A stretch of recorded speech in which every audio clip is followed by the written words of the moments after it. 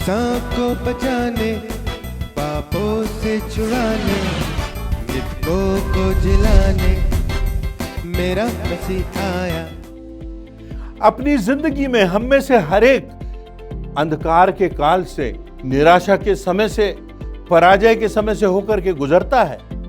पर क्या मैं और आप जानते हैं कि जब हमारा दिल टूटा हुआ होता है, जब हम पीड़ा में होते हैं, जब हमारी जिंदगी की तराइयों के अनुभव से हम गुजरते हैं, तब परमेश्वर हमसे मिलता है, हमें पुकारता है, हमें चुनौती देता है और हमें आदेश देता है और हमें अपनी महिमा के लिए इस्तेमाल करने के लिए प्रेरित करता है। आज परमेश्वर के वचन से यही प्रेरणा हम प्राप्त करेंगे। हिंदी चर्च ऑनलाइन की इस आराधना सभा में मैं दिल से आपका स्वागत करता हूं।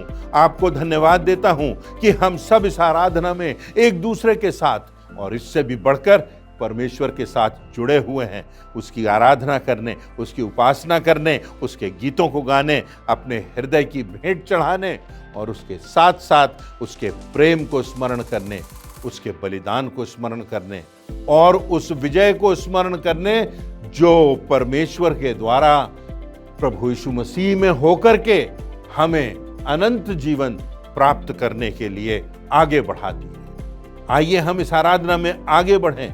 मेरी निश्चितता है कि आज की आराधना में परमेश्वर हम में से हर एक से बातचीत करेगा, परमेश्वर हम में से हर एक को चुनौती देगा और उसके साथ साथ परमेश्वर हम में से हर एक को ऐसी प्रेरणा देगा कि हम उसके पथ पर अग्रसर होते जाएं। आइए हम आराधना में आगे बढ़ते हैं। आप सबको जय मसीह की।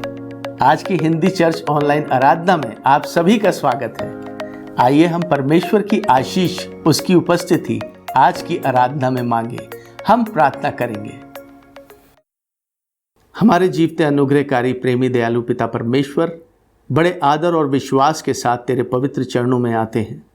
पिता परमेश्वर, धन्यवाद देते हैं आज के इस दिन के लिए कि एक और तूने अवसर दिया कि हम लोग सब मिलकर तेरी आराधना और स्तुति में सहभागी हो सकते हैं।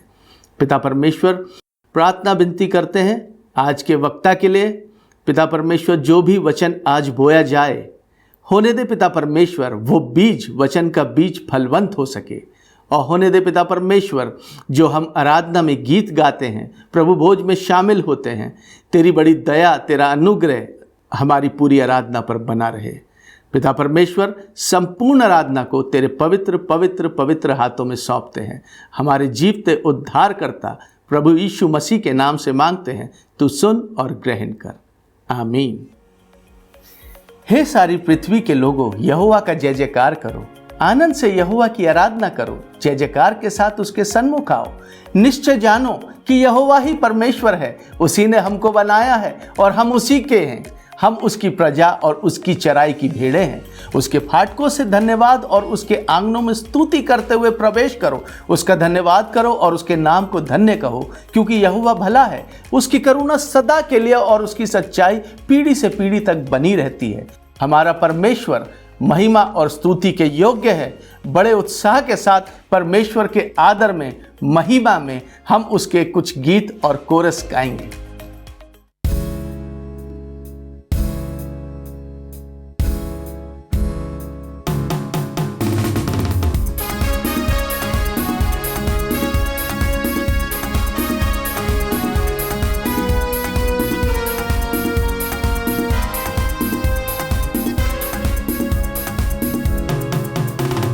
राजाओं का राजा यीशु, हालेलुया। प्रभुओं का प्रभु यीशु, हालेलुया। राजाओं का राजा यीशु, हालेलुया। प्रभुओं का प्रभु यीशु, हालेलुया। मेरा शांति दाता यीशु, हालेलुया। मेरा शांति दाता यीशु, हालेलुया। राजाओं का राजा यीशु, हालेलुया। प्रभुओं का प्रभु यीशु, हालेलुया।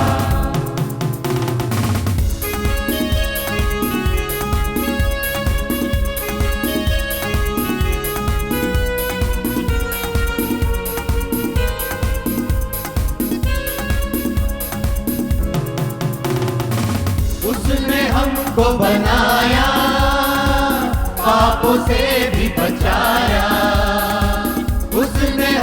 को बनाया, पापों से भी बचाया, अपना लहू बहाया मेरे यीशु, अपना लहू बहाया मेरे यीशु। तू ही मुक्तिदाता यीशु, हालेलुया, तू ही मुक्तिदाता यीशु, हालेलुया, राजाओं का राजा यीशु, हालेलुया, प्रभुओं का प्रभु यीशु, हालेलुया।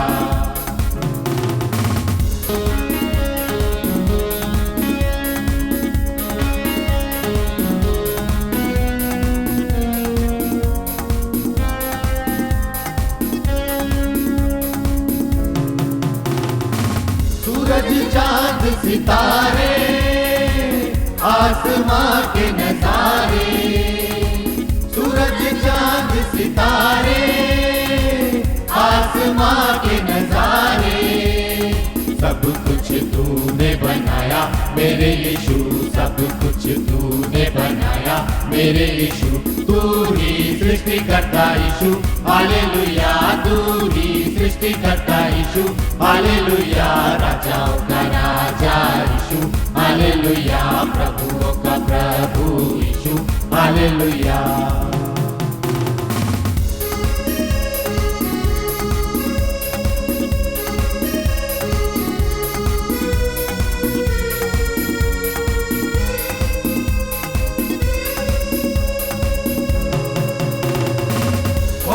तेरी महिमा जीवनों से हमारे, होवे तेरी महिमा जीवनों से हमारे, तेरे पीछे चलेंगे मेरे यीशु, तेरे पीछे चलेंगे मेरे यीशु। तू ही जीवन दाता यीशु, हालेलुया, तू ही जीवन दाता यीशु, हालेलुया, राजाओं का राजा यीशु, हालेलुया, प्रभुओं का प्रभु यीशु, हालेलुया, राजाओं का राजा यीशु, हालेलुया, प्रभुओं का प्रभु यीशु, हालेलुया, मेरा शांति दाता यीशु, हालेलुया, मेरा शांति दाता यीशु, हालेलुया, राजाओं का राजा यीशु, हालेलुया, प्रभुओं का प्रभु यीशु, हालेलुया, राजाओं का राजा यीशु, हालेलुया, प्रभुओं का प्रभु यीशु, हालेलुया।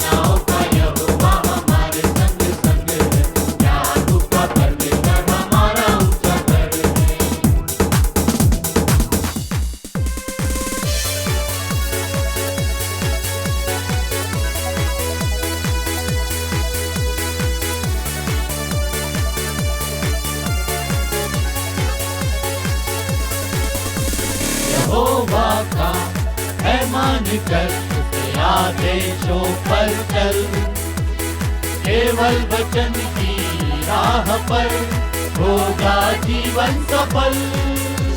यहोवा का है मानकर उसके आदेशों पर चल, केवल वचन की राह पर होगा जीवन सफल। यहोवा का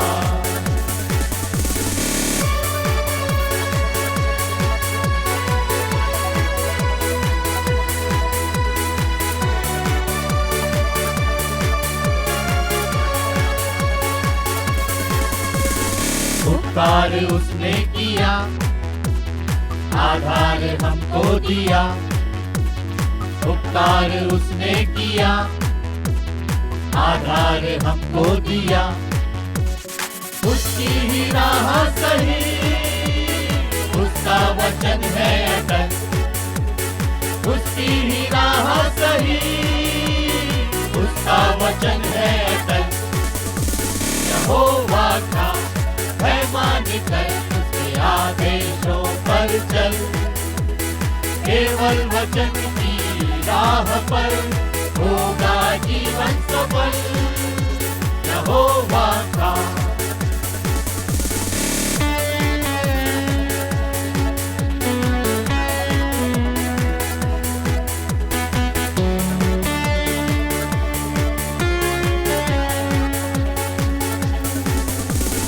जाना है हमको वहाँ, पहुँचा वचन ना जहाँ।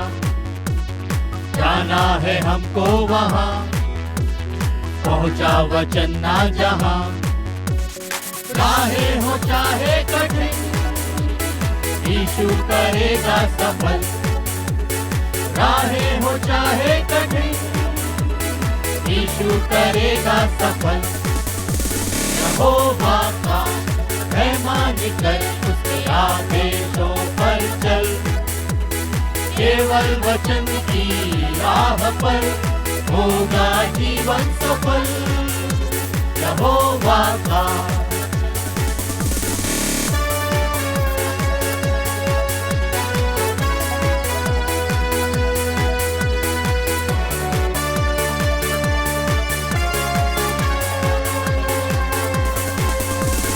पापों में जग था मरा, अंधकार दिल में भरा।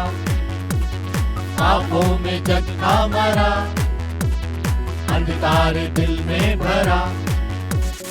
यीशु के बलिदान से ऐसा हुआ है विफल।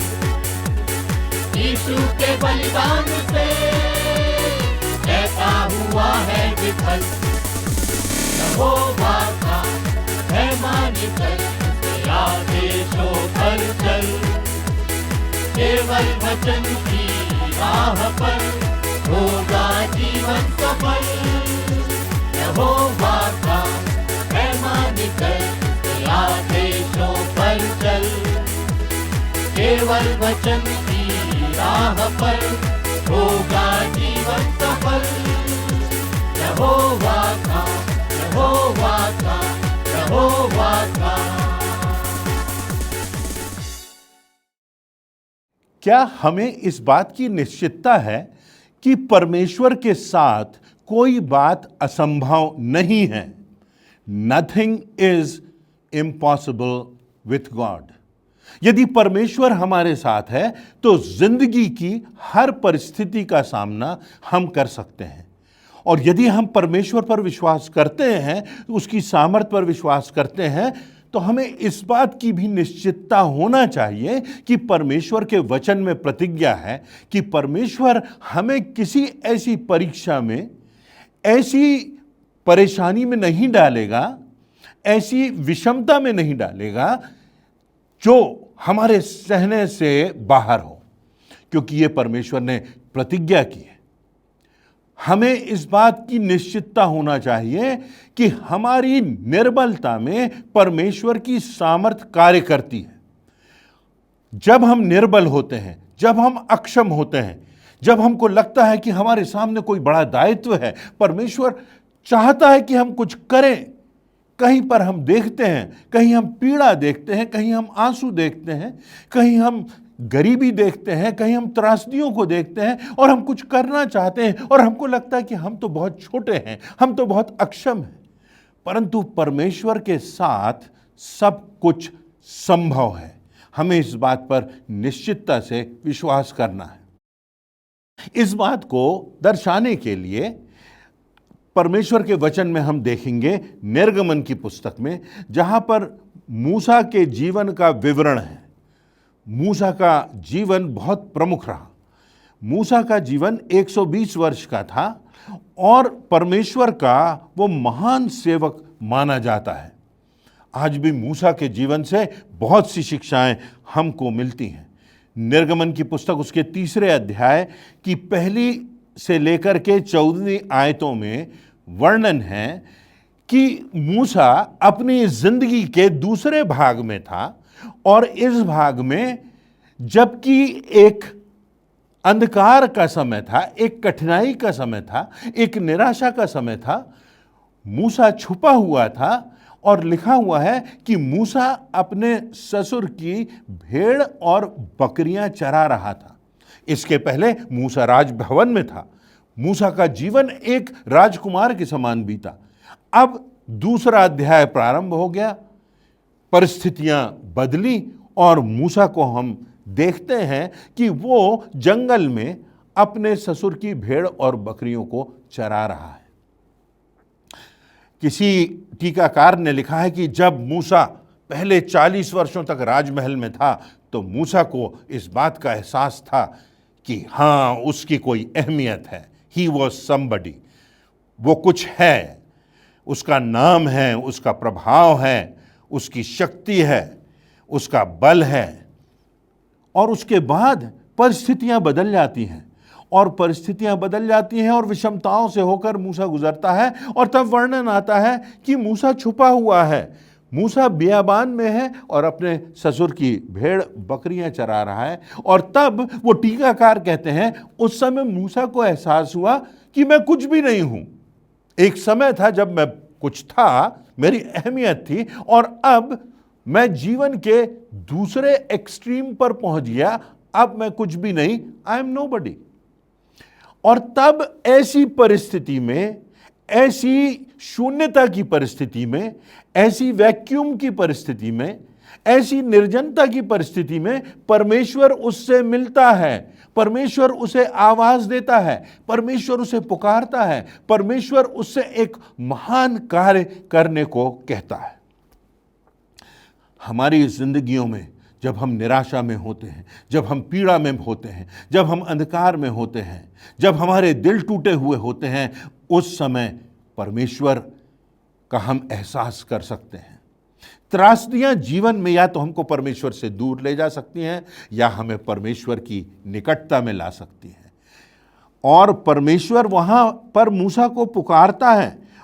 और इन आयतों में 3 अध्याय की पहली से 14वीं आयतों में लिखा हुआ है कि परमेश्वर मूसा से कहता है, मूसा देख उन इस्राएलियों की ओर, मैंने उन इस्राएलियों पर अपनी दृष्टि की है और जिस पीड़ा में वो हैं, जिस बंधुआई में हैं, मिस्रियों की गुलामी में हैं, मैंने उनके चिल्लाहट को सुना है, मैंने उनके कराहने को सुना है, मैंने उनकी पीड़ा पर चित्त लगाया है, मैंने उनके दुख को निश्चय देखा है और इसलिए अब मैं उतर आया हूं।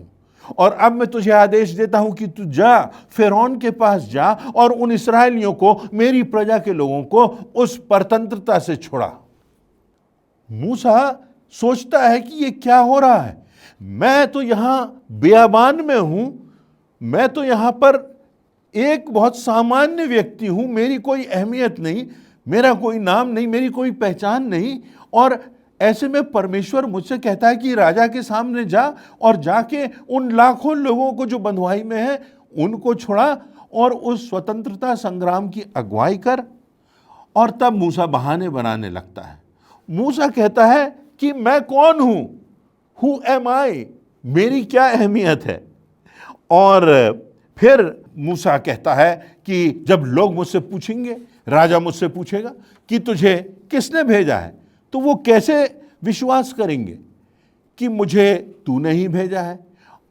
हमारी जिंदगी में कितनी बार हम बहाने बनाते हैं, कितनी बार हमारी जिंदगी में एक्सक्यूजेस होते हैं, आगे जहां हमें बढ़ना चाहिए वहां हम पीछे हट जाते हैं और हमारी जिंदगी में हम बहानेबाजी करने में बहुत निपुण हो जाते हैं। यहां पर हम पाते हैं कि परमेश्वर एक जीवित परमेश्वर है। हमारा परमेश्वर जो सृष्टि करता है, जिसने हमको रचा है, वो ऐसा परमेश्वर है जो हमारा दुख देखता है, जो हमारे दुख को जानता है, जो हमारी याचना को सुनता है, जो हमारी पीड़ा पर अपना ध्यान लगाता है। और उसके बाद लिखा हुआ है कि मैं उतर आया हूं, I have come to rescue you, मैं तुझे छुड़ाने के लिए आया हूं। मैं अपने पुत्र प्रभु यीशु मसीह को भेजता हूं ताकि वो तुम्हारे पापों की कीमत अदा करे और तुमको छुड़ाए। मैंने तुम्हारे पापों की दशा देखी है, मैंने तुम्हारे ग्लानि की पीड़ा को समझा है और मैंने उस पापमय दशा पर दृष्टि की है, तुम पर तरस खाया है और अब अनुग्रह का समय आया है। मैं तुम्हें छुड़ाने के लिए अपने बेटे प्रभु यीशु मसीह को भेजता हूं और ना सिर्फ भेजता हूं परंतु हम देखते हैं कि प्रभु यीशु मसीह का जीवन कैसा निष्पाप जीवन होता है, दूसरों के लिए होता है। ऐसे लोगों से प्रेम करता है जो प्रेम के योग्य नहीं, ऐसे लोगों को क्षमा करता है जो क्षमा पाने के योग्य नहीं, ऐसे लोगों को उठाता है जो संसार की दृष्टि में निकृष्ट हैं, जिनकी कोई गिनती नहीं, ऐसे लोगों को गले लगाता है जो अछूत समझे जाते हैं और उनको समाज में एक महत्वपूर्ण स्थान दिलाता है। यह परमेश्वर बुलाता है, यह परमेश्वर अपनी योजना प्रकट करता है, यह परमेश्वर अपनी अहम भूमिका का निर्वहन करता है। यह परमेश्वर हमको आदेश देता है कि जाओ और सारे जगत के लोगों को बताओ ताकि सब कोई उद्धार पा सकें, सबकी आत्मा का उद्धार हो। जाकर के बताओ कि मैंने अपने बेटे को तुम्हारे पापों से मुक्त करने के लिए, तुम्हारे पापों की कीमत चुकाने के लिए बलिदान किया है और उसने मृत्यु को परास्त किया है। उस प्रभु यीशु मसीह ने जाकर के ये संदेश फैलाओ। परंतु हमारे सामने बहुत से बहाने हैं, हमारे सामने बहुत सी बातें हैं कि हम परमेश्वर की आज्ञा मानने से पीछे हट जाते हैं। तो यहां पर देखते हैं कि पहला बहाना जो मूसा बनाता है, जब परमेश्वर उसको बुला रहा है, आदेश दे रहा है कि जाओ, तो मूसा कहता है मैं कौन हूं। हमको कितनी बार ऐसा लगता है कि हम क्या हैं, हमारी क्या अहमियत है, हमारी क्या योग्यता है।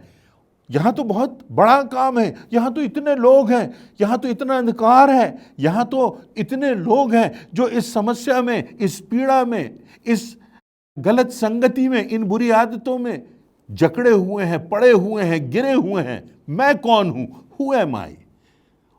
और हम भी कहते हैं कि हे परमेश्वर मैं कौन हूं, अब तो मैं कुछ भी नहीं हूं। मूसा कहता है पहले तो मेरी अहमियत थी, राजकुमार था, अब तो कुछ नहीं, अब तो बियाबान में यहां पर मैं बैठा हुआ हूं, जानवर चरा रहा हूं। हमारी जिंदगी में, हमारी जिंदगी की त्रासदियों में, हमारे जिंदगी के अंधकार में, हमारी जिंदगी की पीड़ा में, हमारी चिंताओं में जब हमें कोई रास्ता नहीं दिखाई देता, परमेश्वर हमको पुकारता है, परमेश्वर हमको बुलाता है। परमेश्वर चाहता है कि हम उसके हाथ और पैर बने, हम उसके उद्धार के संदेश का, उत्साह के संदेश का, उसके आनंद के संदेश का वाहक बने।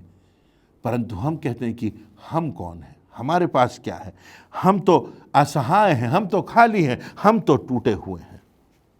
परंतु भजन संहिता उसके 51वें अध्याय की 17वीं आयत में लिखा है, टूटा मन परमेश्वर के योग्य बलिदान है। हे परमेश्वर, तू टूटे और पिसे मन को तुच्छ नहीं जानता।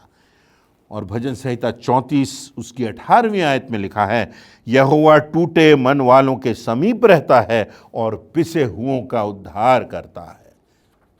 हमारी पीड़ा में परमेश्वर हमारे साथ होता है। और तब निर्गमन उसके 3 अध्याय की 12वीं आयत में परमेश्वर मूसा से कहता है, निश्चय मैं तेरे संग रहूँगा, मैं तेरा भेजने वाला हूँ, मैं तुझे चिन्ह दूंगा। मूसा, तू अतीत को देख रहा है। मूसा, तू अपनी पीड़ा को देख रहा है। मूसा, तू अपनी समस्याओं को देख रहा है। तू अपनी आंखें पर्वतों की ओर उठा, तू अपनी आंखें परमेश्वर यहोवा की ओर लगा, तू अपने कान परमेश्वर की आवाज की ओर लगा, उसकी पुकार को, उसके आदेश को सुन। मैं निश्चय तेरे साथ हूं। और तब फिर मूसा एक और बहाना बनाता है। लोग पूछेंगे कि तू कौन है, तेरा क्या नाम है, तेरा नाम क्या है, तेरे भेजने वाले का नाम क्या है। 3 अध्याय की 13वीं आयत में लिखा है, तब यदि वे मुझसे पूछें कि उसका क्या नाम है, जिसने मुझे भेजा है उसका क्या नाम है, तो मैं क्या बताऊंगा। मूसा घबराया हुआ है, मूसा डरा हुआ है। और तब परमेश्वर उससे कहता है कि तू जाकर के कहना कि जिसने मुझे भेजा है वो मैं हूं। निर्गमन के 3 अध्याय की 14वीं आयत, परमेश्वर ने मूसा से कहा, मैं जो हूं सो हूं। इस्राएलियों से कहना, जिसका नाम मैं हूं उसी ने मुझे तुम्हारे पास भेजा है। मैं हूं जो तुम्हारे पूर्वजों का परमेश्वर हूं। मैं हूं जो अतीत का परमेश्वर हूं।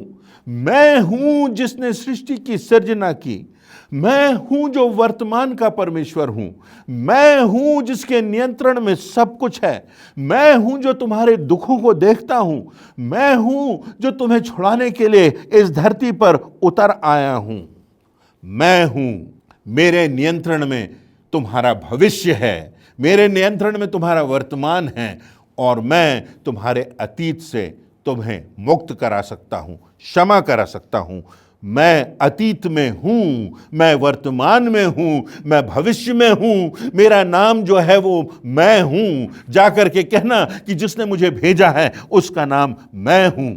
प्रभु यीशु मसीह ने कहा, मैं हूं, जगत की ज्योति मैं हूं, अच्छा चरवाहा मैं हूं, मार्ग मैं हूं, सत्य मैं हूं, जीवन मैं हूं, पुनरुत्थान मैं हूं।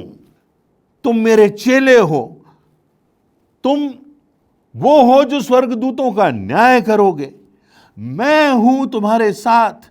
जब प्रभु यीशु मसीह का जन्म हुआ तो कहा इसका नाम इमैनुएल रखना, अर्थात परमेश्वर तुम्हारे साथ। वो परमेश्वर का प्रतिरूप, वो परमेश्वर का परमेश्वरत्व, वो परमेश्वर का व्यक्तित्वीकरण प्रभु यीशु मसीह मेरे और आपके साथ है। प्रभु यीशु मसीह जब कहता है कि जाओ और जाके सारे जगत को चेला बनाओ और उन्हें पिता, पुत्र और पवित्र आत्मा के नाम से बपतिस्मा दो और उन्हें वे सारी बातें मानना सिखाओ जो मैंने तुम्हें सिखाई हैं, और देखो जगत के अंत तक मैं हूं, मैं तुम्हारे साथ हूं। और उसके बाद आश्चर्य की बात है, यदि आप देखेंगे मरकुस की पुस्तक के अंत में, तो प्रभु यीशु मसीह के स्वर्गारोहण के बाद चेले जब काम कर रहे थे तो लिखा है कि प्रभु यीशु मसीह उनके साथ था। आज भी प्रभु हमारे साथ है। उसकी शक्ति, उसकी सामर्थ, उसकी उपस्थिति हमारे साथ है, क्योंकि वो कहता है मैं हूं, मैं अतीत में हूं, मैं वर्तमान में हूं, मैं भविष्य में हूं, मैं अल्फा हूं, मैं ओमेगा हूं, मैं हूं। यहां कोई बहानेबाजी नहीं चलेगी। और तब एक और बहाना मूसा बनाता है। मूसा कहता है वे मेरी प्रतीति ना करेंगे, मेरी नहीं सुनेंगे, वे कहेंगे कि नहीं, यहोवा ने तुझे दर्शन नहीं दिया। वे कैसे मानेंगे कि तूने मुझे दर्शन देकर के भेजा है। तब परमेश्वर कहता है मैं तुम्हें 3 चिन्ह दूंगा, लाठी जो सर्प बन जाएगी और फिर से लाठी बन जाएगी। और यदि निर्गमन के 4 अध्याय को आप देखेंगे तो यहां पर उस आश्चर्य कर्म को का वर्णन आपको मिलेगा। एक और आश्चर्य कर्म, उसका हाथ कुछ क्षणों के लिए कोढ़ से भर गया, कुछ समय में ही शुद्ध हो गया। और तीसरा आश्चर्य कर्म कि नील नदी का पानी तो भूमि पर डालना और नील नदी का सारा पानी लोहू बन जाएगा। मैं हूं, मैं तेरे साथ हूं, मेरी सामर्थ तेरे साथ है। तू जा और तू उस महान स्वतंत्रता संग्राम की अगुवाई कर। तू जा और तू राजा के सामने खड़ा हो और तू कह, मेरी प्रजा के लोगों को जाने दो। आज प्रभु यीशु मसीह हमसे कहता है, जाओ और जाकर के जगत को बताओ कि एक उद्धार करता है जो आज भी तुम्हारी बाट जोहता है। अपने पापों से मुक्त करने के लिए, तुमको आजादी देने के लिए, अनंत जीवन देने के लिए, परिपूर्णता का जीवन देने के लिए, मृत्यु को समाप्त करने के लिए, मृत्यु के डंक को कुचलने के लिए प्रभु यीशु मसीह हमारे साथ है और हमारे साथ रहेगा। परमेश्वर आज भी हमें चिन्ह देता है। प्रभु यीशु मसीह कहता है कि लोग इससे जानेंगे कि तुम मेरे चेले हो यदि तुम एक दूसरे के साथ प्रेम रखोगे। जैसा प्रभु ने हमसे प्रेम किया वैसा हम प्रेम रखेंगे तो हम उसके चेले कहलाएंगे। और ये प्रेम जो है, ऐसा प्रेम जो दुश्मनों से प्रेम किया जाए, वो प्रेम मेरा चिन्ह होगा, एक आश्चर्य कर्म के समान होगा। मैं सत्य हूं, तुम सत्य को जानोगे और सत्य तुम्हें स्वतंत्र करेगा, सब प्रकार के अंधविश्वास से मुक्त करेगा, सब प्रकार की गलत मान्यताओं से, अंधविश्वासों से, सब प्रकार की कुरीतियों से, सब प्रकार की झूठी और अंधकार से भरी हुई परंपराओं से तुम्हें मुक्त करेगा। तुम सत्य को जानोगे और सत्य तुम्हें स्वतंत्र करेगा। और पवित्रता का चिन्ह कि तुम इस संसार में तो हो पर इस संसार के नहीं हो, इसलिए पवित्र बनो। तुम्हारे मनों में पवित्रता हो, तुम्हारे होठों पर पवित्रता हो, तुम्हारे शरीर में पवित्रता हो, तुम्हारे संबंधों में पवित्रता हो, तुम्हारी मानसिकता में पवित्रता हो, तुम्हारे सोच में पवित्रता हो। ये पवित्रता कहाँ से आएगी? जब हमारा परिवर्तन भीतर से होगा, जो केवल प्रभु यीशु मसीह की सामर्थ कर सकती है कि हमें भीतर से बदल सकती है संपूर्णता से। अभी भी मूसा के बहाने खत्म नहीं हुए थे, अभी भी एक बहाना बाकी था। निर्गमन के 4 अध्याय और उसकी 10वीं आयत में मूसा यहोवा से कहता है, हे प्रभु, मैं बोलने में निपुण नहीं, ना तो पहले था, मैं तो मुंह और जीभ का भद्दा हूं। मैं बोलने में निपुण नहीं हूं, ना पहले था ना अभी हूं, भद्दा हूं। शायद आज की भाषा में यदि बोलता, मेरा अर्थ है तो कहता शायद मैं तुतलाता हूं, मेरे तो शारीरिक कमजोरी प्रकट होती है मेरे बोलने में। परमेश्वर कहता है कि तुम्हारी शारीरिक कमजोरी से बढ़कर मेरी सामर्थ है। ना उम्र की बात है, ना अयोग्यता की बात है। मैं तो कभी बाइबल कॉलेज नहीं गया, कैसे गवाही दूंगा, कैसे शिक्षा दूंगा? बहानेबाजी करना तो बहुत आसान है, बहाने बनाने में तो मनुष्य बहुत निपुण हो गया है। जो सो रहा है उसे तो हम जगा सकते हैं, पर जो नींद का बहाना करके लेटा है उसे कैसे उठाएंगे? 40 साल बियाबान में मूसा रहा और ये सारे बहाने मूसा के पास थे। और तब परमेश्वर निर्गमन उसके 4 अध्याय की 11वीं आयत में यहोवा ने उससे कहा, मनुष्य का मुंह किसने बनाया है? मनुष्य को गूंगा व बहरा व देखने वाला व अंधा मुझ यहोवा को छोड़ कौन बनाता है? मनुष्य का मुख किसने बनाया है? बोलने की सामर्थ किसने दी है? तू आत्म केंद्रित मत हो, अपने आप की कमजोरी को मत देख, मेरी सामर्थ को देख, अपने बनाने वाले को देख, अपने भेजने वाले को देख। अपनी समस्याओं पर हमारा ध्यान केंद्रित हो जाता है और परमेश्वर की सामर्थ से हमारा ध्यान हट जाता है। कलीसिया में हम देखें, जब लोग आत्म केंद्रित हो गए तो कलीसिया लगभग मृतक हो गई। परंतु जब सताव आया और लोग जागृत हुए और उन्होंने अपनी समस्याओं और अपने सताव और अपनी पीड़ा से अपना ध्यान उठाकर परमेश्वर यहोवा की दुहाई दी, उससे प्रार्थना की, उसकी ओर अपने आंखों को उठाया और उससे कहा, परमेश्वर तू उस आग को बरसा दे, परमेश्वर तू उस पवित्र आत्मा को भेज, परमेश्वर तू महान कार्य कर, परमेश्वर मेरी अयोग्यता में, मेरी निर्बलता में तेरी सामर्थ, तेरी शक्ति, तेरा तेज, तेरा ओजस्व प्रकट हो सके। मूसा जाता है और महान कार्य करता है। जाकर के राजा के सामने निडरता से, निर्भीकता से खड़ा होता है और कहता है, मेरे लोगों को जाने दें, लेट माय पीपल गो। हम स्मरण रखें कि जिंदगी के अंधकार में, जिंदगी की तराइयों में, जिंदगी की पीड़ा में, जिंदगी के अंधकार में परमेश्वर हमको बुलाता है, हमको पुकारता है, अपनी सामर्थ का स्मरण दिलाता है। क्या हमारा ध्यान केवल हमारी पीड़ा पर, हमारी कमजोरी पर, हमारी नाकामयाबी पर, हमारे अतीत पर केंद्रित है, या हम भविष्य की ओर देख रहे हैं, परमेश्वर की बुलाहट की ओर देख रहे हैं, उसकी सामर्थ की ओर देख रहे हैं और हम कह रहे हैं, मैं अपनी आंखें पर्वतों की ओर लगाता हूं, मुझे सहायता वहां से मिलेगी। मुझे तो सहायता उससे मिलती है जो आकाश और पृथ्वी का करता है।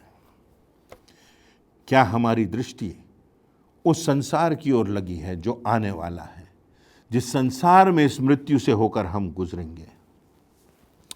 क्या हमारी दृष्टि परमेश्वर की सामर्थ पर लगी है या हमारी दृष्टि अपनी निर्बलता पर लगी है? क्या हम असंभव की ओर देख रहे हैं या हम देख रहे हैं कि परमेश्वर के साथ क्या संभव है? ये परमेश्वर है जो लाल समुद्र को दो भागों में बांटता है। ये परमेश्वर है जो चट्टानों से जल के सोते निकालता है।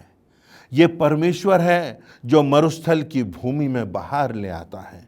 ये परमेश्वर है जो महान आश्चर्य कर्म, जो हमारे विचारों से, हमारे सोच से, हमारी कल्पना से भी कहीं अधिक है, वो कार्य परमेश्वर हमारी जिंदगी में करता है और हमारी जिंदगी से करता है। आवश्यकता इस बात की है कि हम अपनी आंखें परमेश्वर की ओर उठाएं और देखें कि कैसे परमेश्वर हमारी निर्बलता में, हमारी जिंदगी के अंधकार में, हमारे जीवन की कमजोरियों में, हमारी पीड़ा में अपना महान कार्य करता है और उसके बाद हजारों लोगों के लिए, लाखों लोगों के लिए हमको अपनी आशीष का कारण ठहराता है।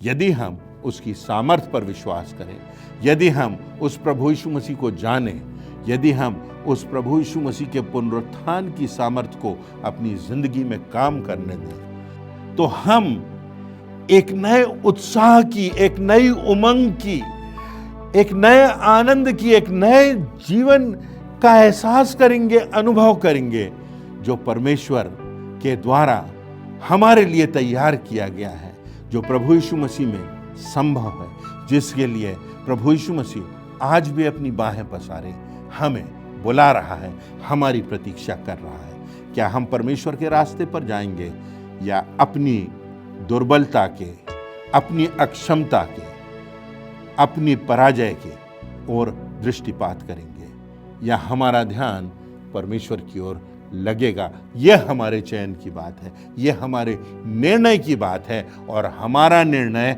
हमारी नियति को निर्धारित करेगा, हमारे अनंत को निर्धारित करेगा। आइए हम इन बातों को गंभीरता से लें और अपने जीवन में परमेश्वर की सामर्थ को काम करने दें। परमेश्वर इन वचनों से हम सबों को आशीष दे। आज के सुंदर और प्रेरणादायक संदेश के लिए परमेश्वर को और उसके दास को धन्यवाद देते हैं। अभी हम प्रभु भोज में सम्मिलित होंगे, परमेश्वर के महान बलिदान को स्मरण करेंगे। प्रभु की मेज में सम्मिलित होने से पहले हम अपने मनों को तैयार करें इस गीत के द्वारा।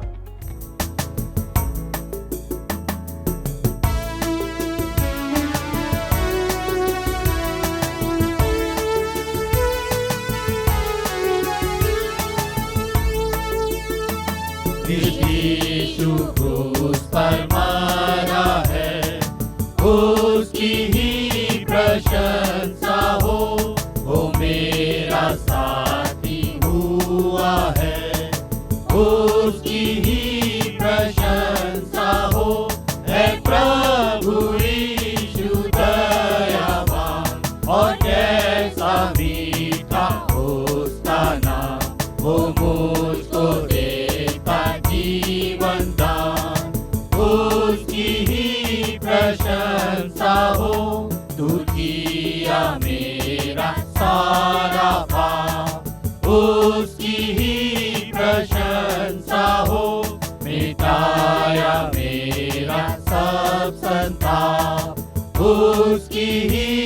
प्रशंसा हो, है प्रभु यीशु दयावान, और कैसा मीठा उसका नाम, वो मुझको देता जीवन दान।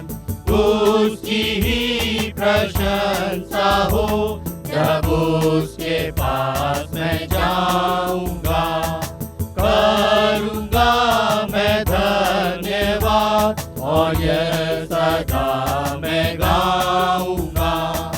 उसका सदा धन्यवाद, है प्रभु यीशु दयावान, और कैसा मीठा उसका नाम, वो मुझको देता जीवन दान। उसकी ही प्रशंसा हो। क्योंकि यह बात मुझे प्रभु से पहुंची और मैंने तुम्हें भी पहुंचा दी कि प्रभु यीशु मसीह ने जिस रात वह पकड़वाया गया, उसने रोटी ली और धन्यवाद करके उसे तोड़ी और कहा, ये मेरी देह है जो तुम्हारे लिए है, मेरे स्मरण के लिए यही किया करो। इसी रीति से उसने ब्यारी के पीछे कटोरा लिया और कहा, यह कटोरा मेरे लहू में नई वाचा है, जब कभी पियो तो मेरे स्मरण के लिए यही किया करो। क्योंकि जब कभी तुम यह रोटी खाते और इस कटोरे में से पीते हो तो प्रभु की मृत्यु को जब तक वह न आए प्रचार करते हो। आइए हम प्रभु की इस ब्यारी के लिए परमेश्वर से आशीष मांगेंगे। प्रार्थना करें। सारी आशीषों को देने वाले परमेश्वर पिता, हम आपके पवित्र चरणों के पास आके आज के सुंदर दिन के लिए हम आपका धन्यवाद देते हैं। हम धन्यवाद देते हैं प्रभु यीशु मसीह के लिए, प्रभु यीशु मसीह को उस बलिदान के लिए जिसके लहू बहाने से पिता परमेश्वर हमने जीवन को पाया। जब हम उस बलिदान को स्मरण करते हुए प्रभु जी इस पवित्र ब्यारी में शामिल होते हैं, इस पर आपकी आशीष चाहते हैं और इस छोटी सी विनती को प्रभु यीशु मसीह के पवित्र और मीठे नाम में होकर मांगते हैं। आमीन। प्रभु की मेज तैयार है, आइए हम अपने विश्वास के अनुसार इसमें शामिल हों।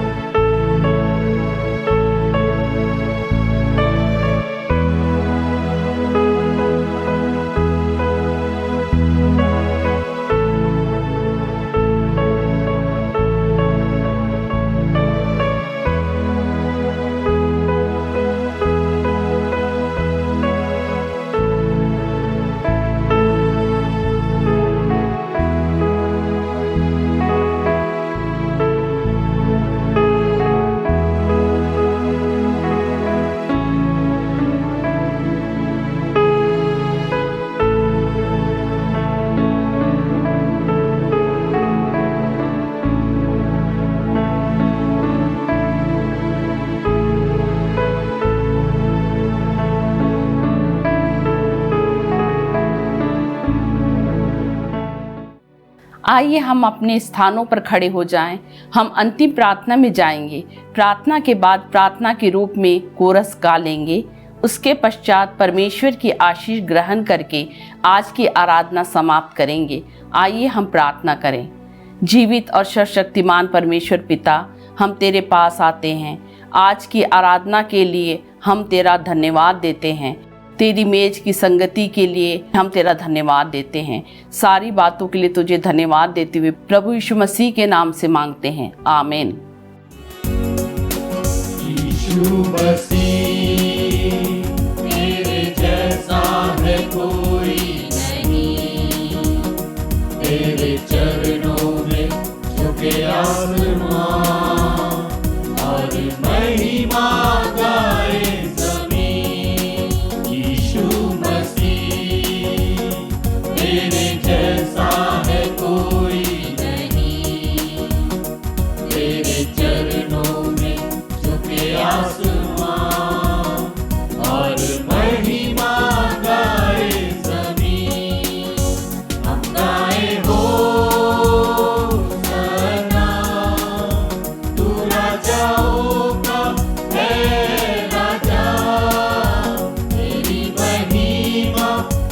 होवे सदा। तू है प्रभु हमारा खुदा।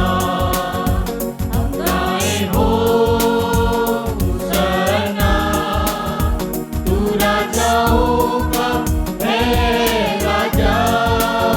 तेरी महिमा होवे सदा। तू है प्रभु हमारा खुदा। आइए हम आशीष ग्रहण करेंगे। अब हमारे परमेश्वर पिता का प्रेम, प्रभु यीशु मसीह का अनुग्रह और पवित्र आत्मा की शांति और सहभागिता हम सब विश्वासियों के साथ अब से लेकर सदा बनी रहे। आमीन।